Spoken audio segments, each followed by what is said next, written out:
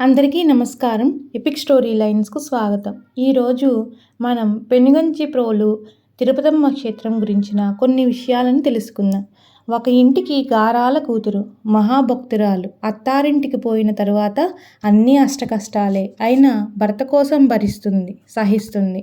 ఆ తర్వాత ఊళ్ళోని వాళ్ళంతా చూస్తుండగానే తాను అమ్మవారి అంశ అని చెబుతూ అదృశ్యమైన కథలు జానపదుల మధ్యలో ఎక్కువగా వినిపిస్తూ ఉంటాయి.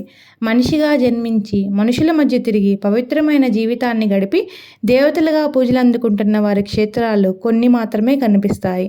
అలాంటి మహిమాన్వితమైన క్షేత్రాలలో పెనుగంచి ప్రోలు తిరుపతమ్మ క్షేత్రం ఒకటిగా కనిపిస్తుంది.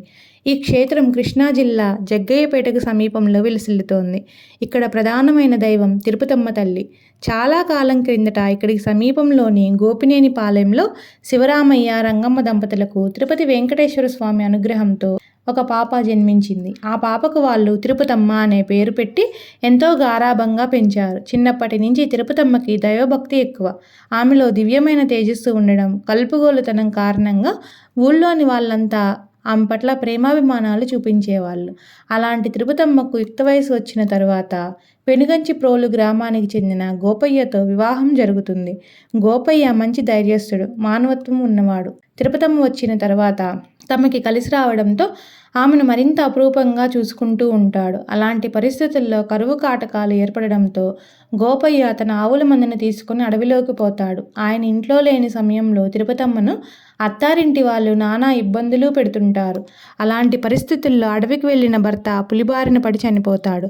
ఆ కబురు వచ్చేలోగానే ఆ విషయం తిరుపతమ్మకు తెలిసిపోతుంది. ఆ సమయంలో ఆమె మరింత తేజస్సుతో వెలిగిపోవడం ఊళ్ళో వారు చూశారు. తాను ఉన్న ప్రదేశంలో తనకి భర్తకి ఆలయాన్ని నిర్మించి పూజలు జరిగేలా చూడమని తిరుపతమ్మ చెబుతుంది. కష్టకాలంలో తనకి అండగా నిలిచిన పాపమాంబ వంశీకుల నుంచే తాను ప్రథమ పూజలు అందుకుంటానని చెబుతూ అదృశ్యమవుతుంది. చెప్పినట్టుగానే గ్రామస్తులు ఆ పనులను పూర్తి చేస్తారు. అప్పటి నుంచి ఇక్కడ తిరుపతమ్మ దంపతులకు నిత్య పూజలు జరుగుతున్నాయి.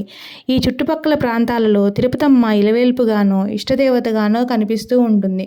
తమ సంతానానికి ఆ తల్లి పేరు పెట్టుకునేవారు కూడా ఎక్కువ. మాఘశుద్ధ పౌర్ణమి నుంచి 5 రోజుల పాటు పెద్ద తిరునాళ్ళు, పాల్గొన పౌర్ణమి నుంచి 5 రోజుల పాటు చిన్న తిరునాళ్ళు జరుగుతుంటాయి. ఈ సమయంలో చుట్టుపక్కల ప్రాంతాల నుంచి భక్తులు పెద్ద సంఖ్యలో తరలివస్తుంటారు.